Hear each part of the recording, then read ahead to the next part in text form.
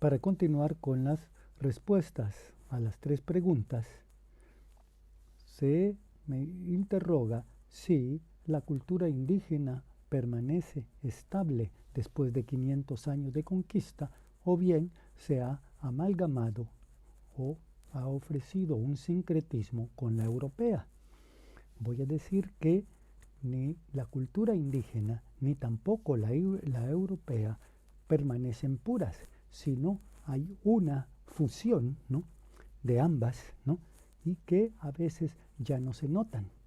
Y esa toda cultura, de hecho, es una impureza en medida en que hay un mestizaje, ¿no?, completo entre distintas tradiciones.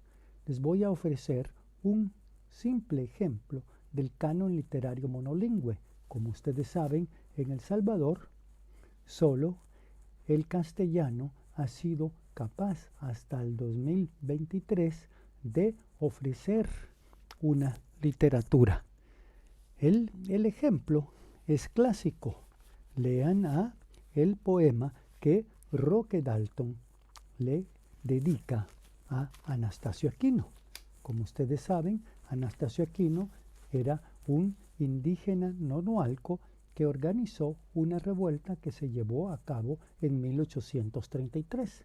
Sin embargo, no hay archivos primarios de esa época, sino incluso Roque Dalton y toda la izquierda salvadoreña cita al enemigo de Aquino que recoge datos secundarios 60 años después. Me refiero a José Antonio Ceballos, quien publica hacia 1890 y pico, es decir, 60 años. Imagínense que para saber lo que sucede hoy tenemos que esperar 60 años para saber. Roque Dalton, ¿no?, normalmente se lee como uno de los iniciadores del marxismo salvadoreño en la literatura. Sin embargo, si leen ese poema dedicado a Anastasio Aquino, se van a dar cuenta que los términos que utiliza no tienen nada que ver con el materialismo dialéctico ni con el materialismo histórico.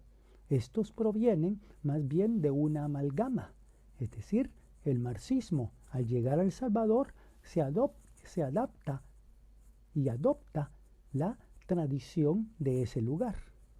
A Aquino, Roque Dalton lo cristianiza, lo bautiza, porque los términos que él utiliza son los siguientes: sacrificio, martirio, padre, es decir, tutecu, Mesías, reencarnar, hostia y por quien hay que ofrecer una plegaria. Entonces, como ven, todos esos términos del sacrificio, el martirio, el padre, a la reencarnación, la revolución como una encarnación del padre fundador de la justicia proletaria, todos esos términos Roque los está tomando directamente de la tradición cristiana y en específico de la católica. Entonces, eso plantea un dilema sobre la teoría de la historia. Si el marxismo es una teoría de la historia, no está fuera de la historia, sino también tiene que adaptarse al espacio-tiempo en el cual ocurre ese marxismo.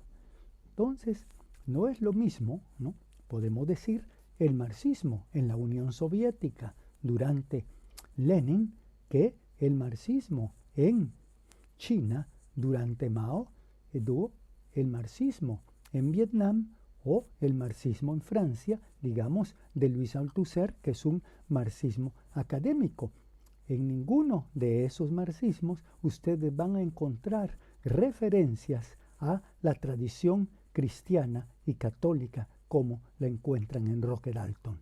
Entonces, la conclusión es sencilla: no solo la cultura indígena se adapta a la europea, sino la europea se adapta al espacio-tiempo del lugar. Muchísimas gracias.